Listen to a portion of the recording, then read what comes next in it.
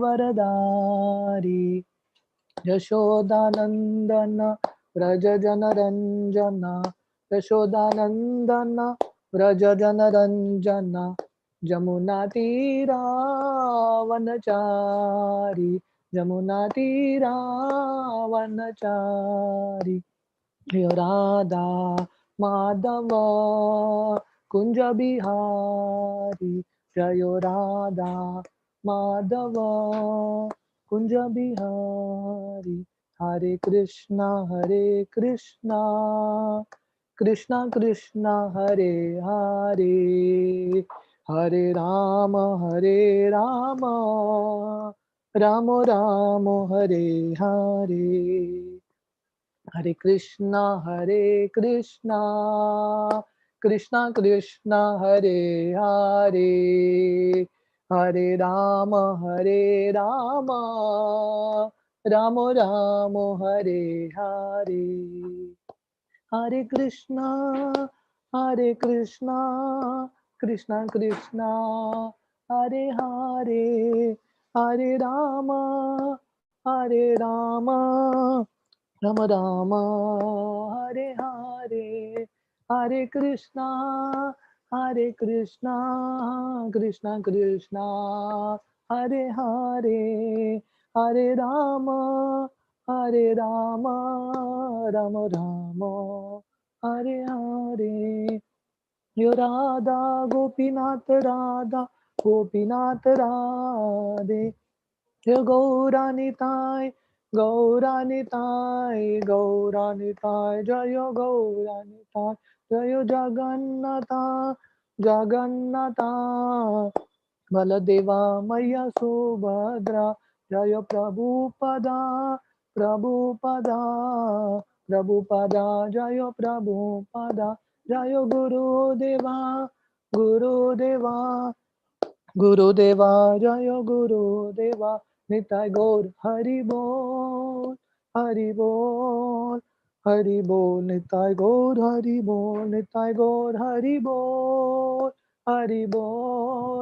Hari Bol Nitai Gaur Hari Bol Harinam Sankirtan Ki Jai Om Agyantimirandasya Gyananjana Shalakaya Chakshurunmilitam Yena Tasmai Shri Gurave Namaha Shri Chaitanya Manobishtam Stapitam Yena Bhutale Swayam Rupa Kadamayyam Dadati Swapadantikam Vandeham Shri Guru Shri Yutaha Padakamalam Shri Gurun Vaishnavamshcha Shri Rupam Sagrajatam Sahagana Raghunathanvitam Tam Sajivam Sadvaitam Savadutam Parijana Sahitam Krishna Chaitanya Devam Shri Radha Krishna Padan Sahagana Lalita Shri Vishakhanvitamshta Namo Om Vishnu Padaya Krishna Preshtaya Bhutale Shrimate Bhaktivedanta Swami Tinamine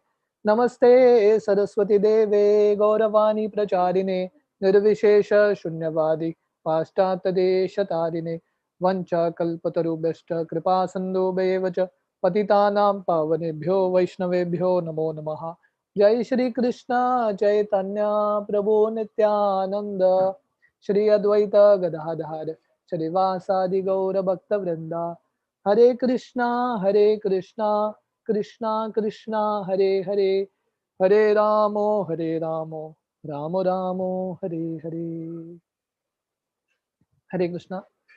So welcome all of you all for our weekly Gita class. So we are in the concluding section of the fourth chapter of Bhagavad Gita. So this fourth chapter is entitled Transcendental Knowledge. So the concluding set of verses are some of the very important verses of this fourth chapter. So in this slide, you all can see the summary of this last section, verse 34 to 42. So verse 34, which we already discussed last time, speaks about how to receive knowledge, how one should go and approach a spiritual master and render menial service. 35 to 38 speaks about the fruit of transcendental knowledge. What is the result of achieving and obtaining this transcendental knowledge? So we have been discussing in this chapter how this knowledge of Bhagavad Gita of Krishna consciousness is the eternal knowledge. So just like when someone enrolls in a particular school or a college, he first understands what the benefits are going to be. So similarly, what is the benefit of enrolling in the school of spirituality? So Krishna is explaining the benefits or the fruit of transcendental knowledge. The first is one will never fall into illusion. One will never fall into Maya, and one will achieve true knowledge. And what does this true knowledge mean? He will know that all living beings are part and parcel of Krishna. Just like Krishna tells in the Bhagavad Gita, Vidya Vinaya Sampanne Brahmane Gavi Hastini Shuni Chaiva Shopakecha Pandita Samadarshina.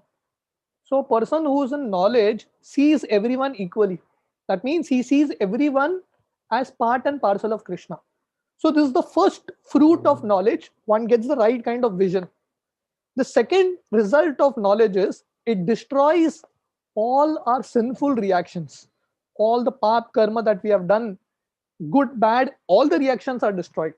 And then it is the mature fruit of devotional service.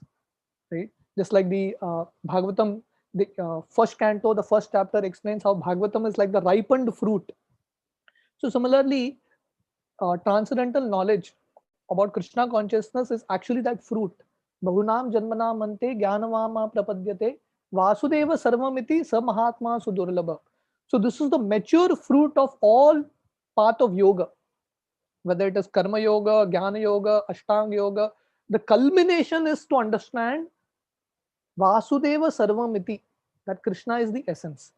So this is the fruit of knowledge. Who can achieve transcendental knowledge? It is Krishna explain. So this is like the summary of what of the shlokas we are going to see now. So who can achieve transcendental knowledge? One who has faith. Only the faithful can achieve. So even though knowledge is a department of the intelligence, but we need faith. Without faith, we will start questioning everything. Right? So faith is something that is very important to achieve transcendental knowledge. In fact, there is a very beautiful shloka that comes in the Vedic scriptures. It explains that anyone who has implicit faith in the Guru and in the spiritual master and in Krishna, all transcendental knowledge is automatically revealed. So faith is a very, very important criteria. And what are the symptoms of success? Okay, now you have enrolled in the school of spirituality, of Krishna consciousness, of transcendental knowledge. What are the symptoms that you have achieved or you have become successful in the school? Right? First is such a person doesn't have any desire for results. Right? He's satisfied just doing his duty. He has no doubts. He is not bound by his work, and he knows very clearly that I am an eternal servant of Krishna. So Prabhupada in this fourth chapter again and again has been stressing this point. Knowledge basically means to understand our constitutional nature. Jivera Swarup Hoy Krishtera Nityadas. So Arjuna at this point, even though he's a devotee of Krishna, he's a pure devotee, but Krishna has put him in this illusion so that he can, through him, Krishna can teach a lesson for all of us. So Arjuna is now considering his duties to his family, to so many other things.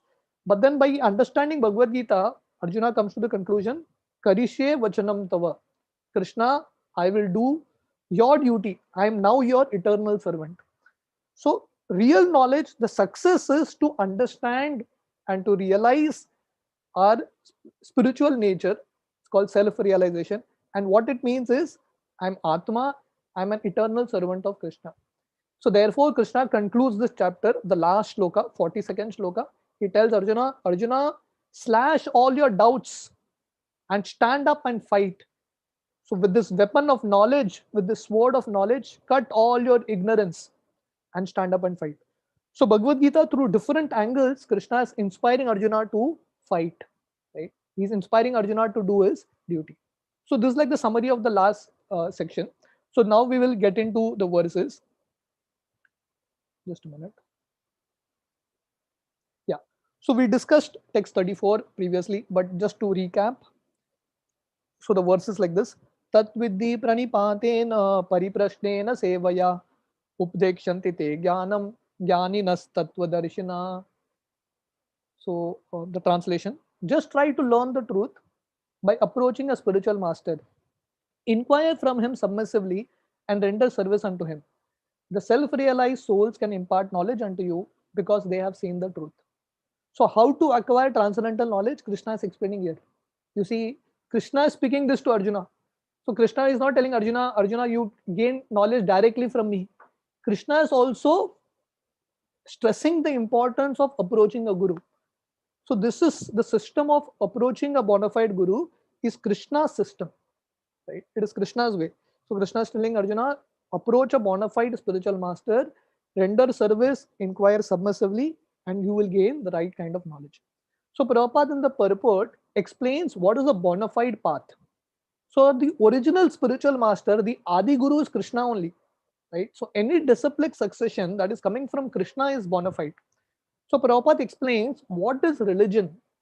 Dharmam tu sakshat bhagavat pranitam. Whatever Krishna speaks, that is religion, right? So the path of religion is enunciated directly by the Lord. And the Parampara system, the Guru Parampara system, is loyal to what Krishna is speaking. Therefore, the Bhagavad Gita that Srila Prabhupada wrote is called Bhagavad Gita as it is. Because Prabhupada is very loyal to his own gurus. So when Prabhupada was writing the commentary of Gita Bhagavatam, so Prabhupada sits with the commentary of the other great acharyas, Bhaktivinoda Thakur, Bhaktisiddhanta Saraswati, Baldev Vidyabhushan, Vishwanath Chakravarti Thakur, and based on their commentary, Prabhupada writes. So this is called Guru Parampara, when you are loyal to your previous acharyas. So Prabhupada mentions here, a proper guru does not manufacture new principles, and he never presents anything that is not found in Vedic literature. So if you find, even when you find, if you read the Bhagavatam, you'll find Narad Muni going and questioning Lord Brahma, right, about who is the absolute truth. And Brahma reveals the conversation that he had with Vishnu. So even in Bhagavatam, none of those personalities claim to know something different. They are all quoting the previous acharyas. So this is a proper guru who doesn't deviate from his previous gurus. Second important point is the guru never claims himself to be God, and he never contradicts the various Shastras and the Sadhus. So these are three very important points: Guru, Sadhu, Shastra. All three have to be in sync. So it's not that the guru will tell you something that is not in Shastras. No. And it's not that the Shastras will tell you something that is different from what the other Sadhus and Vaishnavas say. So this is all these three are very important principles, and they have to be in sync in our life. And there are four bona fide sampradayas that we will see in the next slide. So Prabhupada also mentions here, just like there is the bona fide path, there is the non-bona fide path also. What is this? This path is manufacturing your own process, which is like a fashion these days. Self-styled gurus, so many people come and manufacture their own process, right? So that's not the right kind of understanding. It has to be in line with the scriptures and previous acharyas, right? So the non-bona fide path is the path of mental speculation, arguments, and even independent study of books. So Prabhupada is mentioning this point that even if you study the books independently of the parampara, you will not understand. So reading Bhagavad Gita is just not about understanding Sanskrit, right? It's not about intelligence. It's about having the right kind of mindset, right? So therefore, if you read this verse, the 34th verse, Krishna is recommending the path of going to a guru and learning from him. There is no mention, there is no stress on intelligence here. The more stress is on attitude.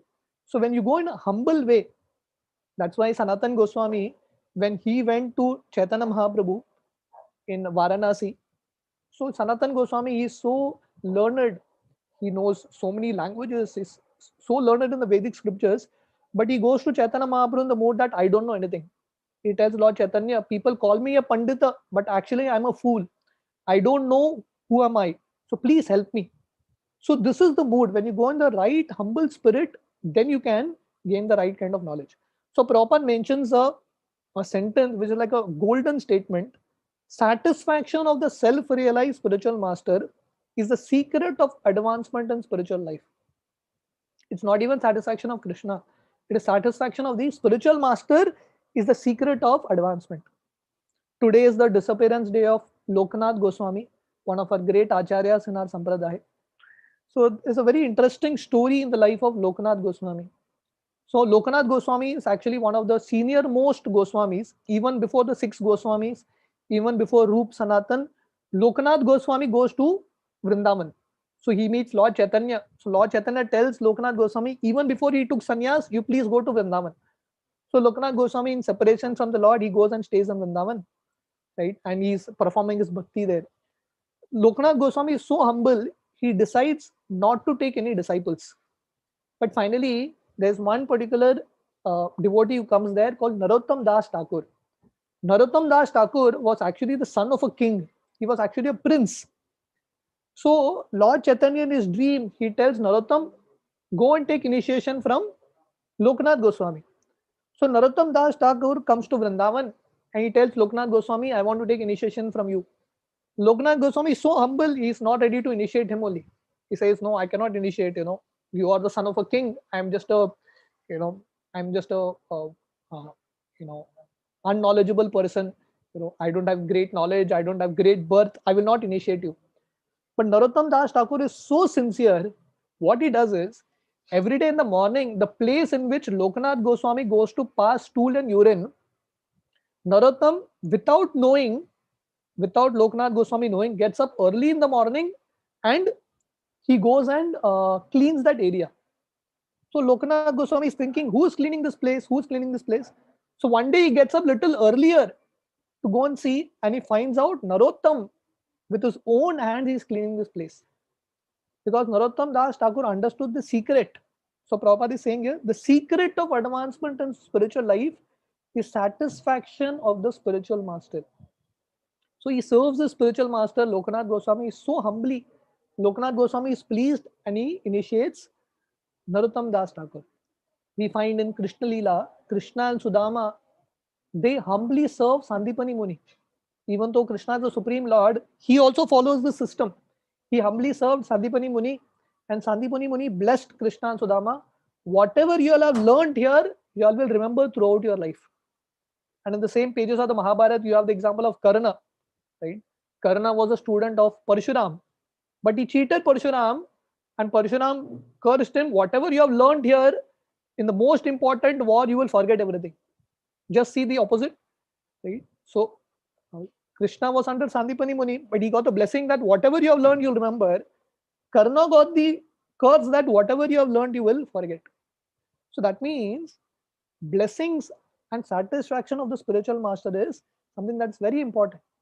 Srila Prabhupada, the success of ISKCON, Prabhupada gave because he followed the orders of his guru perfectly as it is. Whatever his spiritual master told him, his guru told him, write books, go to the West. Prabhupada did everything as it is. So Prabhupada gave credit to his success for two things. One is his faith in Bhagavatam, in the holy name. And second, his faith in his spiritual master. This is the key. Right? How to get spiritual understanding? Approach a bona fide spiritual master, inquire submissively. So inquiry is allowed. So Prabhupada mentions blind following and absurd inquiries, both are condemned. So we don't have to follow blindly. We can ask questions. That prerogative is there for a disciple to ask questions, but those questions should be in a very submissive mode. And then render service. Just like I gave the example of Narottam Das Thakur rendering service to Lokanath Goswami, Krishna and Sudama rendering service. And there are n number of examples of Chaitanya Mahaprabhu. He rendered menial service to Ishwarapuri. So in this way, when we render menial service to our superiors, to our guru, then knowledge comes. Right? So Prabhupada also mentions here the point that when you come in contact with a bona fide guru, the guru will actually test you. And what is the test? He wants to see whether the disciple is genuine. Just like in the third canto, you have the story of Dhruva Maharaj. Right? So Dhruva Maharaj is going to the forest. His mother inspires him, please go to the forest and try to seek Krishna, because he will, once you get darshan of Krishna, he will satisfy your heart. He will help you fulfill all your desires. So he goes to the forest trying to realize Vishnu, trying to have darshan of Vishnu. Narad Muni comes there. And Narad Muni is actually testing Dhruva. He tells Dhruva, what are you doing? This is not for you. Path of spirituality, achieving God is not easy. You just go home, play toys, enjoy. And later when you're old, we will see. Just like many people have this logic now. When you're old, you take up to spiritual life. Why you have to do it now? So Narad Muni is telling Dhruva Maharaj, just go home. Forest life is not for you. Go home, play toys in the uh, in your palace, enjoy yourself, and then when you're old, you take to spiritual life. But Dhruva is so determined. He tells Narad Muni, if you are going to help me, please help me. Otherwise, please go out of the way. I've decided, I'm determined to achieve God. So Narad Muni was actually testing Dhruva. So in this way, when we are actually sincere, just like I told you the story of Narottam Das, Lokanath Goswami didn't want to initiate Narottam. But Narottam was so determined, he was rendering such menial service to Lokanath Goswami. Lokanath Goswami decided to initiate him. So when a disciple is determined, when he is very genuine, then the Guru becomes pleased and he gives genuine understanding. Just like in the life of Ramanuja, we have the story. So Ramanuja goes to Tirukotiyur to meet Goshti Purna, right? And he goes 17 times. And 17 times Goshti Purna rejects Ramanuja. And then finally, Goshti Purna gives Mantra Diksha to Ramanuja. So this is the way of gaining knowledge. Submission, service, and humble inquiries. When we do this, we actually gain perfect knowledge. So what are the various kinds of paramparas? So the scriptures explain there are 4 bona fide Vaishnava Sampradayas: Brahma Sampradaya, Lakshmi Sampradaya, Rudra Sampradaya, and Kumar Sampradaya. So the Brahma Sampradaya is also called Madhva Sampradaya. Lakshmi Sampradaya is also called Ramanuja Sampradaya, Shri Sampradaya, or Shri Vaishnava Sampradaya. Rudra Sampradaya is called Vishnu Swami Sampradaya or Vallabha Sampradaya. And Kumar Sampradaya is called Nimbarkacharya, Nimbaditya, ya Sanakadi Sampradaya. So in each of the Sampradaya, these are 4 bona fide Vaishnava Sampradayas: Brahma Sampradaya, Lakshmi Sampradaya, Rudra Sampradaya, Kumar Sampradaya. So if one has to understand about Krishna, you have to gain knowledge through these 4 bona fide schools of knowledge. So the main Acharya or the main Acharyas of Brahma Sampradaya is Madhvacharya and then Chaitanya Mahaprabhu. In Lakshmi Sampradaya, you have Ramanuja. In Rudra Sampradaya, you have Vishnu Swami and then Vallabhacharya. And in Kumar Sampradaya, you have Nimbarkacharya, right? And each of the Sampradayas, they have their own commentaries on Vedanta Sutra, right? So the Brahma Sampradaya, the commentary is called Purna Pragya Bhashya. Yeah, later the Gaudiya Vaishnavas wrote Govinda Bhashya. And in Lakshmi Sampradaya, the commentary written by Ramanuja is called Shri Bhashya. Rudra Sampradaya, their commentary is called Sarvagya Bhashya. And in Kumar Sampradaya is called Parijata Saurabha Bhashya. These are the 4 commentaries. And each of the Sampradayas, which are Vaishnava Sampradayas, they have their own philosophy, or it is called Tattva, right? So the Madhvacharyas, the Madhva Sampradaya, their philosophy is called Shuddha Dvaitavad, right? So what is Dvaitavad? In order to understand this, first one has to understand what is Mayamat Sampradaya. So other than the 4 bona fide Vaishnava Sampradayas, there is a 5th one, which is not a Vaishnava Sampradaya. It's called Mayavad Sampradaya, which is generally followed by the smart people, and their main Acharya is Shankaracharya, right? So they follow something called Advaita, Kevala Advaita, right? That means Advaitavad, monism. So what is monism? That means we are one with Krishna. But the 4 Vaishnava Sampradayas, they don't believe that the living entity is one with Krishna, in the sense that it's not that the living entity and Krishna are the same. There is oneness in some level, but there is difference also. So Madhvacharya's philosophy is called Shuddha Dvaitavad, purified dualism. Dvaitavad. So therefore Madhvacharya always has this 2 finger, 2, but then purified dualism. Ramanuja Sampradaya, Lakshmi Sampradaya is called Vishishta Dvaitavad. Advaitavad is monism, specific monism. That means even in oneness, there is difference. There is variety even in oneness. It's called Vishishta Advaitavad. And then Rudra Sampradaya is called Shuddha Advaitavad, pure monism, right? That means ultimately bhakti only. And then Kumar Sampradaya is called Dvaita Advaitavad, monism and dualism. But Chaitanya Mahaprabhu, he combined the philosophy of Chaitanya Mahaprabhu is like the perfection of all these 4 philosophies. It is called Achintya Bheda Abheda Tattva, simultaneous oneness and difference. So the point here is, if one has to understand proper spiritual knowledge, one has to approach either one of these four bona fide sampradayas, right? Just a minute.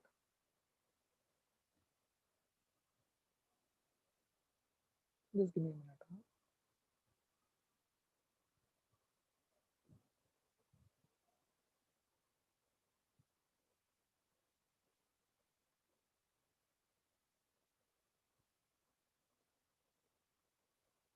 Uh,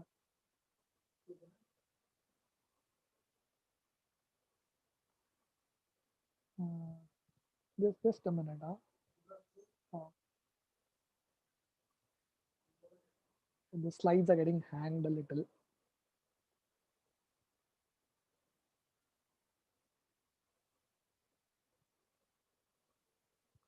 Huh.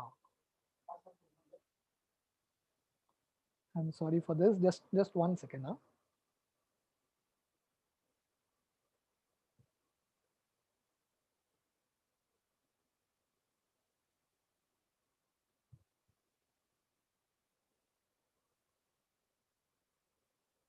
Yeah, yeah. So these are the four bona fide sampradayas, right? So here, if you see uh, the slide down, you can actually find the entire Guru Shishya Parampara that ISKCON follows, from Brahmaji to Madhvacharya, right? To Vyasdev to Madhvacharya, then Ishwarapuri, Nityananda Prabhu, Advaita Acharya, right? Rupa Goswami, Sanatan Goswami, all the way to Srila Prabhupada.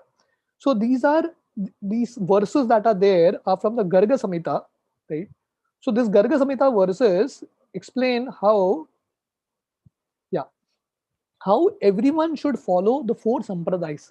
So what it explains in essence is Vamandev, Brahma, Ananta Shesh and Sanak Kumar, they come in the form of Vishnu Swami, Madhvacharya, Ramanuja and Nimbarkacharya.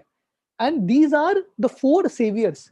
Ete kalo yugo bhavya sampradaya pravartakah samvatsare vikramah chatvara shiti pavana. These four saviors, this is from the Garga Samhita. These four saviors, who are the four saviors? The four sampradayas, Ramanuja, Madhvacharya, Vishnu Swami, and Nimbarkacharya. They are empowered by the Lord to start proper channels. So no one can say that, I am an Acharya. You have to be authorized. So therefore, there's a next verse which explains Sampradaya Vihina ye mantraste nishvala smrita tamashas gamanang yasti sampradaya narairapi. So it says, even if you receive a mantra, like it's a fashion these days that you go to a guru and the guru gives you a mantra. But if that guru is not in proper disciplic succession, it says here that mantra will not have any effect. So if you're listening to someone, any word or any mantra, if you're listening to someone and that person is not in parampara, those words and those mantras will not have any effect. So that's what this verse explains, right? So, what is the qualification of a bona fide guru? You know, this can be a long discussion, but just to give you, because we are discussing the topic of guru and disciple, we will touch upon these topics, right? So, what are the teachings of a bona fide guru? So, these are compilations from various books of Srila Prabhupada. So, how should a guru teach? So, guru speaks only of matters related to Krishna, and devotional service. He never presents anything which is not found in Vedic literature. Right? So he's very specific that he will have faith and he will quote from Vedic literatures. And he never contradicts sadhus or scriptures. So I told you these three pivots. One is Guru, Sadhu, Shastra. So Guru will never contradict what the other sadhus say and what the scriptures say. He does not manufacture rules against the principles of scriptures. So it's not that he comes up with a new rule. The application of the rule may change, but the principles remain the same. He is able to answer any question on spiritual life without hesitation, having understood all Vedic knowledge. So such a guru can answer all questions. Like Srila Prabhupada was a master. Prabhupada would talk to anyone and everyone, and Prabhupada would have an answer. Why? Because when someone has understood Krishna, he can answer any questions related to spiritual life. The next important teaching of a guru is he will never say, I am God. He will never say that. Right? And then he must be a master in the science of Krishna consciousness. Sei Guru Tattva Vetan, sei Krishna Tattva Vetan, sei Guru Hoy. Kiba Vipra, Kiba Nyasi, Shudra Kenya Nyai, sei Krishna Tattva Vetan, sei Guru Hoy. So the qualification to be a guru is one should know the science of Krishna. That's all. I mean, there is no understanding of being born in a particular family, nothing like that. Just that he has to understand the science of Krishna well. And what are the realizations of a guru? He's fixed in the absolute truth. He's fixed. Brahmanishtam, he's fixed in it. And he has symptoms of one who is on the transcendental platform. Right? He must be 100% Krishna conscious. Like Srila Prabhupada, he never wasted any moment, completely focused in Krishna consciousness. And such a guru should be on the platform of an Uttamadhikari. And the most important thing, as I told you, he should come in disciplic succession, and he does not deviate from instructions imparted in the Sanatan Dharma. Right? So this is like the most important thing.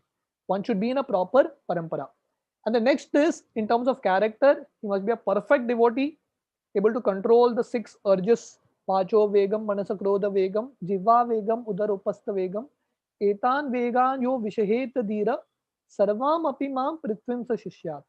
So this is the first verse of Upadeshamrit, where Rupa Goswami explains one who has controlled the 6 urges, the urges of the tongue, genitals, the belly, mind, everything. He can actually become a guru. And he practices what he preaches. Just like in Chaitanya Charitamrit, there is a discussion between Sanatan Goswami and Haridas Thakur. So Lord Chaitanya comes and glorifies Sanatan Goswami, and he tells Sanatan Goswami that, I am going to do all the work that I have to do in Vrindavan through you, through your body. So he is glorifying Sanatan and is telling Sanatan Goswami, don't give up your body, because Sanatan Goswami wanted to commit suicide and give up his body. So Lord Chaitanya tells him, no, your body is my property. I can't go to Vrindavan because my mother told me to be in Jagannath Puri, but I have a lot of things to be done in Vrindavan. I'm going to do it through you. So that time Haridas Thakur is so excited. He's glorifying Sanatan Goswami. Just see, you're so special. Lord Chaitanya is going to do his work through you.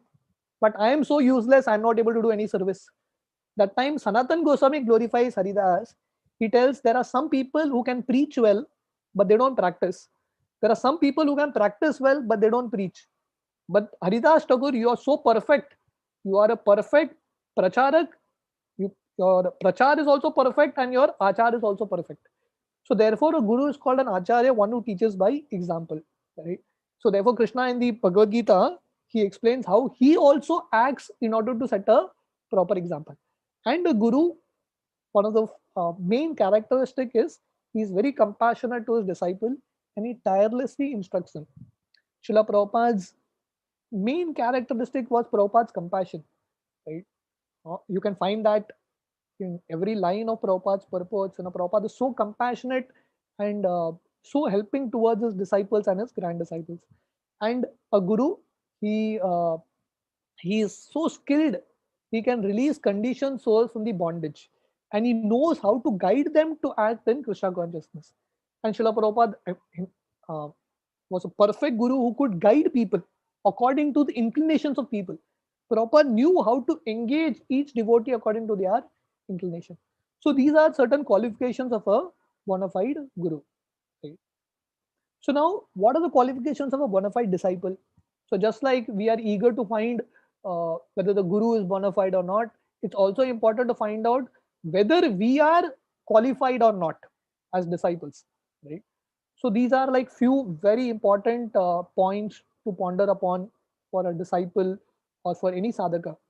First is one must be awakened to one's position of suffering in the material world, and one must desire to find out the ultimate solution. This is something that's very important. If you don't realize that you are suffering here, how will you take shelter of a guru?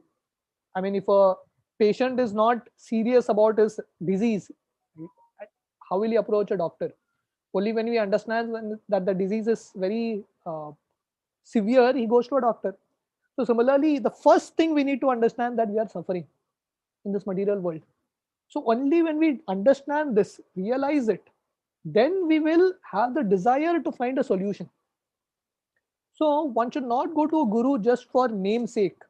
Right? It's just not a matter of fashion. You have to have this burning desire that I want to end this material existence. Only when you have that kind of desire, you can go to a guru. Right? The next very important quality is one must be fully obedient. Right? He must be ready to follow what the guru says.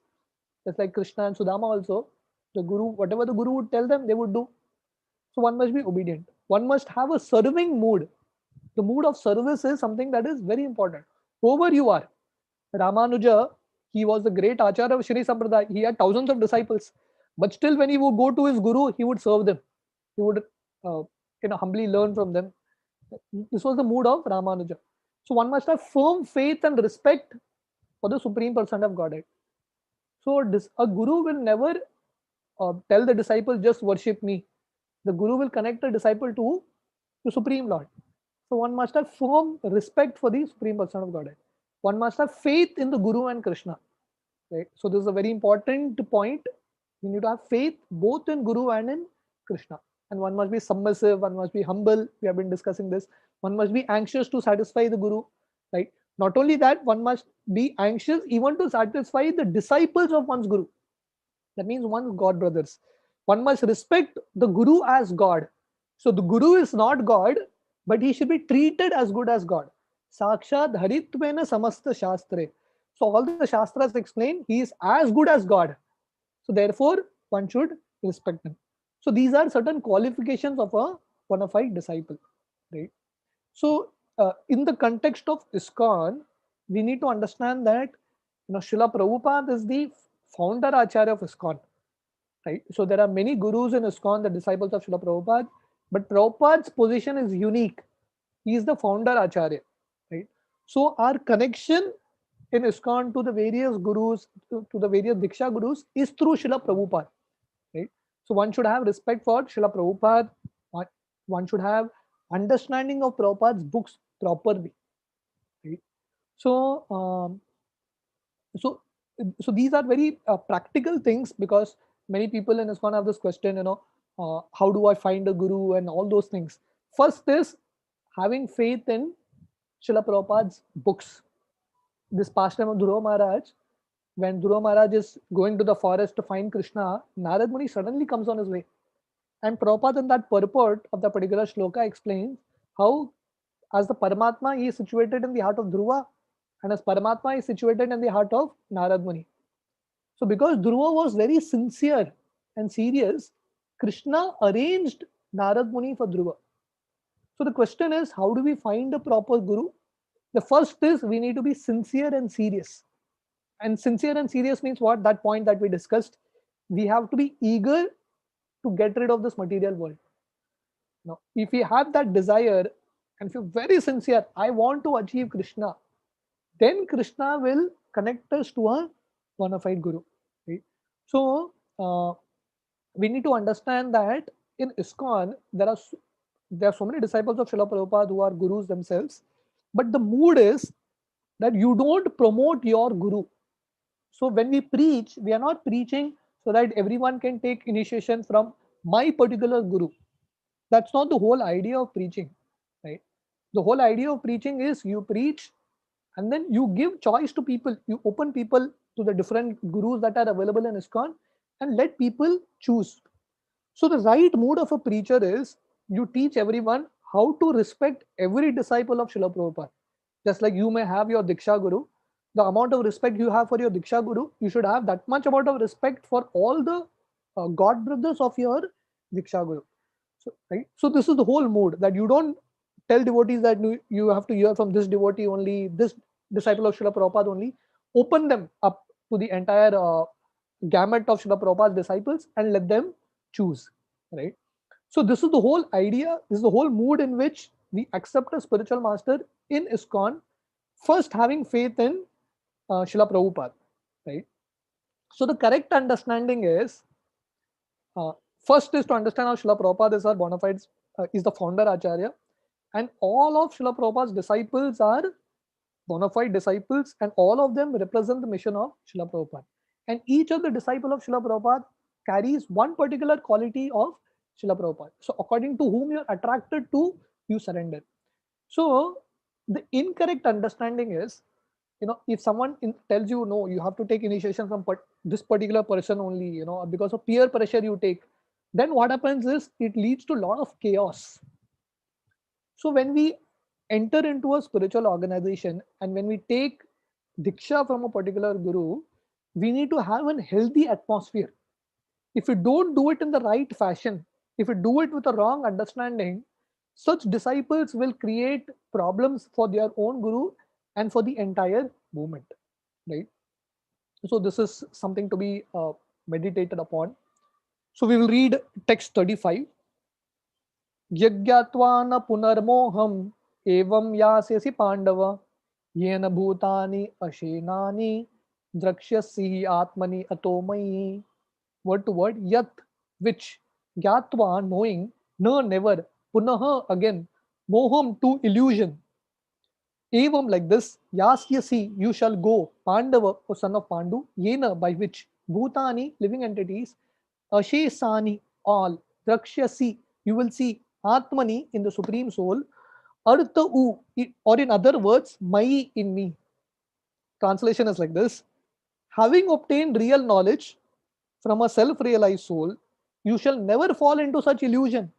For by this knowledge, you will see that all living entities are but part of the Supreme, or in other words, they are mind.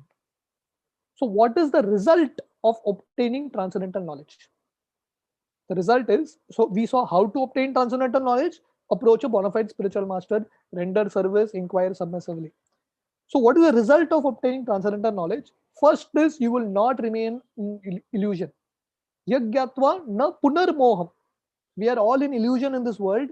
When we attain transcendental knowledge, all our illusion will go. Nashto moho smritir labdva tot prasada maya chuta gato sitosmi gata sandeha karishe vachanam tava. Just like Arjuna says, my dear Krishna, all my illusion is gone, all my doubts are cleared. Now I'm situated in my right position. And what is the right position? Prabhupada explains here again. Our right position is we are servants of Krishna. Under illusion, we think that we are so many other things. We have so many other upadhis. I am this, I am that. But our actual upadhi is we are all servants of Krishna. Jivera Swarupoi Krishnera Nityadas. So when we obtain transcendental knowledge, all illusion is gone, and we will see ourselves and everyone as part and parcel of Krishna. We will see the Krishna connection with everything in this world. When we look at people, when we look up the things of this world, we will see the Krishna connection. So Prabhupada explains what is Maya. Ma means not, ya means this. Maya means not this. And what is Maya? When we see this world and the people of this world separate from Krishna, it is called Maya. So when you see everything separate from Krishna, this is Maya. And what is, so that means when you see everything in connection with Krishna, Maya is gone. So this material world is not Maya. Material world is not Maya. Our perception of the material world is Maya. The material world is not Maya, because if you see the material world in connection with Krishna, there is no Maya only. So here Prabhupada gives an example of Maya. Arjuna is thinking that I am separate from Krishna and all these people are separate from Krishna. He is in the bodily concept. My friends, my relatives, my grandfather, because he has a separate mentality. So separate mentality means bodily identity. Right? If you are in the identity of spirit soul, you will immediately understand I am part and parcel of Krishna. But when you think you are this body, you come under Maya, because you are seeing this world as separate from Krishna. And this is illusion. So when we gain transcendental knowledge, we understand that everything is in connection with Krishna. It was just by thinking that I was thinking that it's different. But actually everything is in connection. So when you see that connection with Krishna, Maya goes away. So the Mayavadis, how do they think? Prabhupada gives two understanding. First is, they think that Krishna is just an historical personality. That's all. Nothing great about him. This is how the Mayavadis think. So the offense that the Mayavadis do is, they think that Krishna is also under illusion. But Krishna can never be under illusion. Because Prabhupada writes here, Krishna is the source of Brahma Jyoti also. Brahmano hi pratishtaham. And Krishna is the cause of everything. Ishvara Parama Krishna Sachidananda Vigraha Anadir Adir Govinda Sarvakarana Karanam. Krishna is the cause of all incarnations of all living entities. So Krishna says in the Gita, Aham Bija Pradapita. He is the father of all living entities. So this is a first misunderstanding the Mayavadis have, that Krishna is like all of us. It's not a fact. Krishna is God. That's why in the Bhagavad Gita, the second chapter, the first shloka that Krishna speaks, Shri Bhagavan Vacha. So Prabhupada in the purport elaborately explains how Krishna is Bhagavan. Krishna is not an ordinary living entity. And the second misconception that Mayavadis have, they think that when Krishna expands himself into all living entities, like we are all part and parcel of Krishna, right? So when Krishna expands himself into all living entities, he loses his identity. Just like you have 10, right? 10 minus 10 is 0. Agree? So Krishna is that absolute. If he divides himself into n number of living entities, then he loses his existence. But that is material logic. In spiritual logic, nothing is lost. 1 plus 1 is 1, 1 minus 1 is 1. Om Purnam Ada Purnam Idam Purnat Purnam Udachyate Purnasya Purnamevaya Purnameva Vishishyate. So Isopanishad mantra says, from Krishna, whatever comes is perfect. And even though so many perfects and complete come from Krishna, he still remains complete and he doesn't become incomplete. So the Mayavadis don't understand this logic.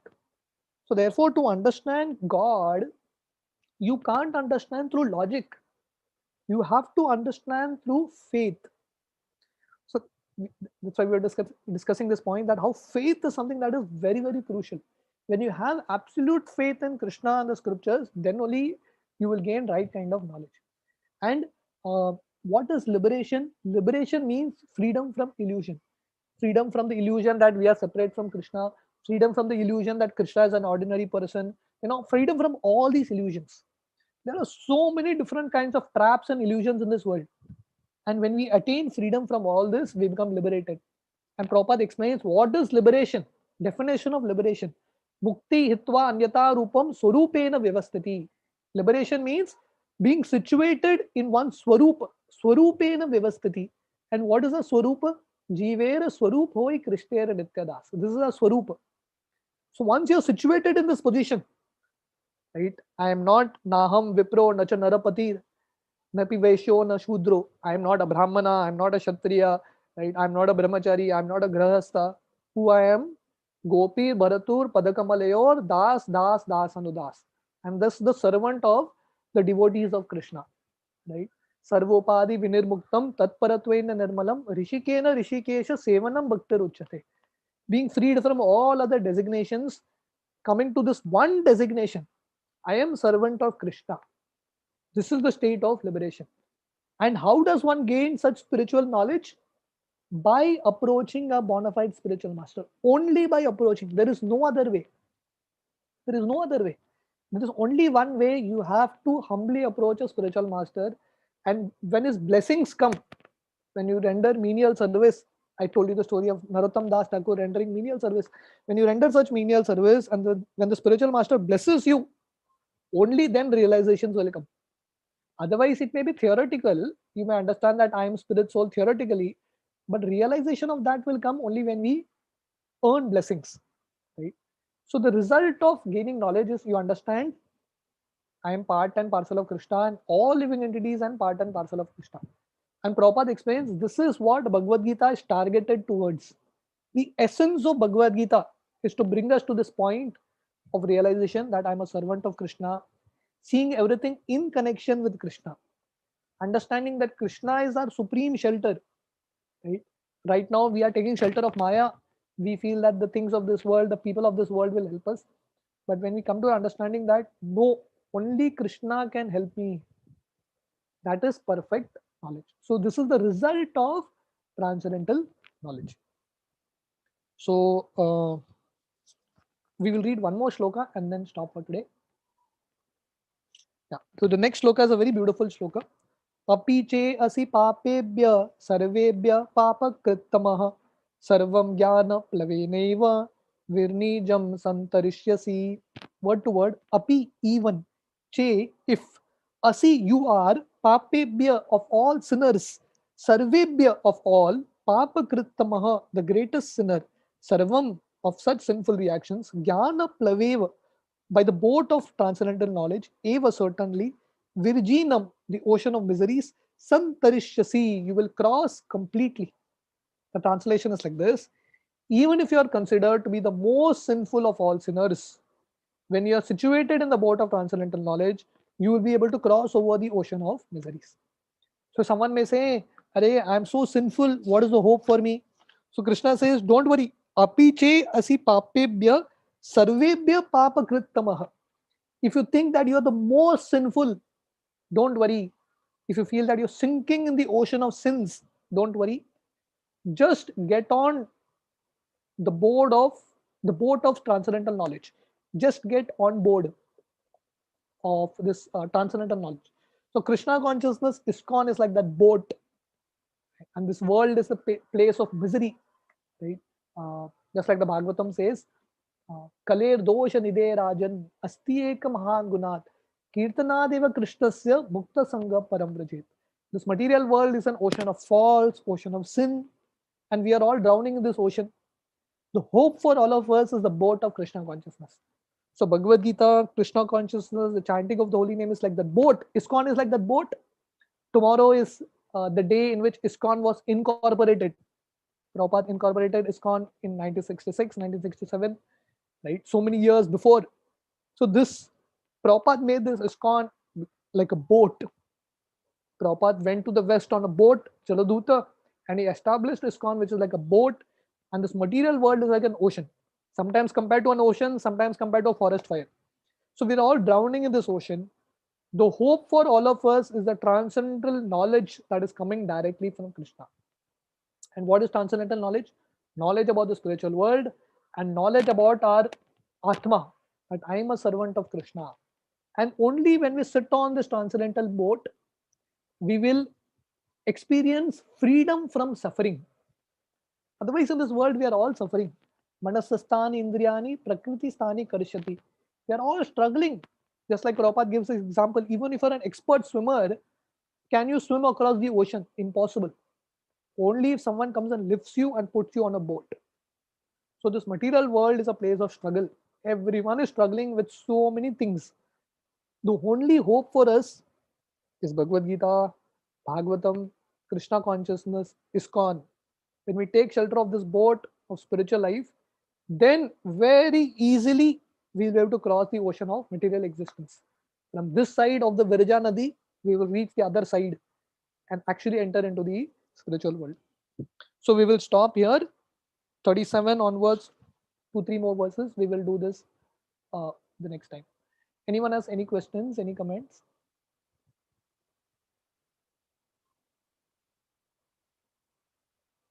Anyone has any questions, any comments? You all can raise your hand.